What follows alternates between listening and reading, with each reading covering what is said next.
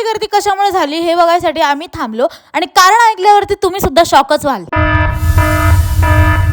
तर मित्रांनो, सकाळी सकाळी विषारीपणा एक हातात घेतला होता मी। 2-2 लिटरच्या 2-2 बॉटल घेऊन मी आणि मम्मी टेरेसवर गेलो। ही माझ्या ह्या काकड्या डोक्यात घालणारच होती, तेवढ्यात तिला म्हटलं जाऊ दे चल नंतर घाल माझ्या डोक्यात, आधी आपण जाऊन वरती झाडं बघून येऊ। वरती गेलो, मस्तपैकी झाडं बघितले, आमच्या झाडांना पाणी पण घातलं, खूपच बिचारे तान्हलेले होते। त्यानंतर खाली आलो, मग सध्या दीदीचा व्हिडिओ कॉल चालू होता आणि तेवढ्यात सानू आला जो आज भोले बाबा बनला होता त्याच्या शाळेत। आणि तुम्ही बघू शकता तो किती प्रमाणात छान दिसत होता त्याच्या त्या लुकमध्ये।